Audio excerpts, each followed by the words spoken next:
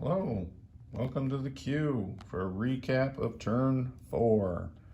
On to turn 5 with Germany coming up next.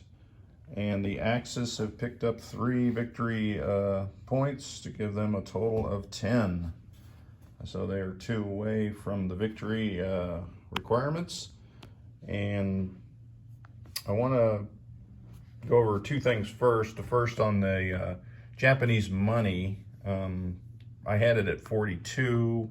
There was some conversation that it was like 39 or so, but after a recount, it's actually at 41. So I have an extra dollar that it will take away from Japan.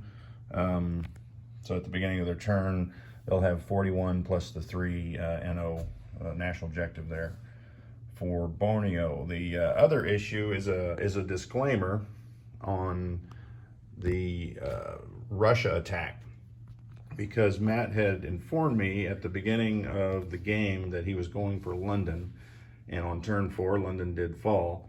So in a normal game, Japan obviously comes down here to China, to Calcutta.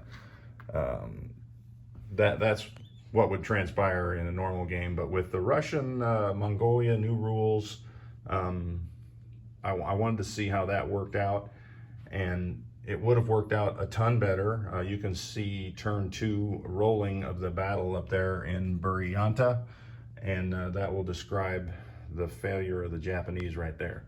Because what should have been a 1-turn battle went 3 turns, and it was ugly, but you've already watched it, so no need to go there. So on turn 4, some moves. Philippines fell to the Japanese, the usual battles in China, and then the retaking, by China, blah, blah, blah, blah, blah. Oh yeah, there was one other thing too that was a cleanup. Russia had sent an artillery and blitzed it through there. But the rules state that you can't blitz artillery unless it's paired with an artillery, so it would have had to have stopped there. So Russia did not want to leave its artillery there. So the easiest way to fix it was just to say this battle did not happen. The artillery goes back, because otherwise if something's there, then Japan has to attack it here instead of here. So it caused a whole bunch of problems. So our solution was return this back to where it started. The Japanese units that attacked here was this artillery and that infantry. So the infantry marched north, this artillery was railed south. The planes, now that's the downside. They didn't get to attack anything that turn because we would have had to redo some attacks. So that's how that ended up. Other Pacific action, Anzac sent its transport over here to take Siam. And the reason why they would do that is because the Commonwealth has a national objective of 2 IPCs for every Axis territory. And this was pro-Axis, so that counts. So that gives them 2 plus the 1 for that. So that's a 3-point swing there. So you got that going. Walk-on action here. So the Italians have completely lost the horn at this point. But it was undefended, so that's what's to say there. I didn't mark it, but Syria was assaulted there by the Italians, and obviously the move is into there. We'll see what Russia does and what Britain does, because they've got limited forces. Whatever they expend, they can't replace.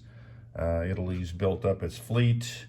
Will the British attack? Will they run? Money is on them running, because that's what the British do. They like to retreat. So, but they may stay and take out Syria. Who knows? We will see in a couple turns. Other action down here in the south.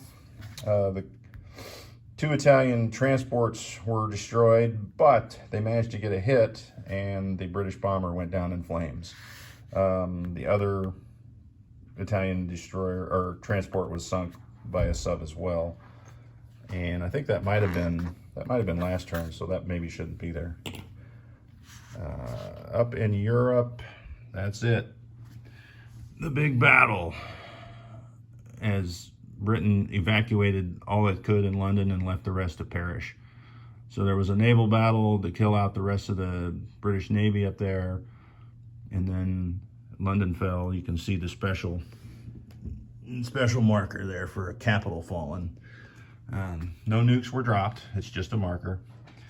U.S. and Commonwealth are beefing up in preparation of a possible invasion.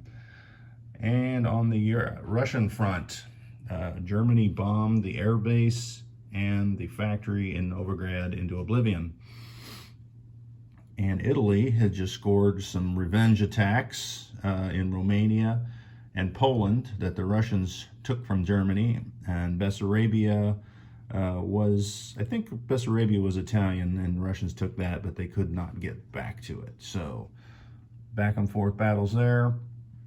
Now the battle for Moscow, which is undefended and has a force in the center, but we'll see what happens here when the full weight of the Germans are applied to Russia. Or are they going over there to North America? We'll see. All right, that is the end of the recap. Stay tuned for Germany turn 6.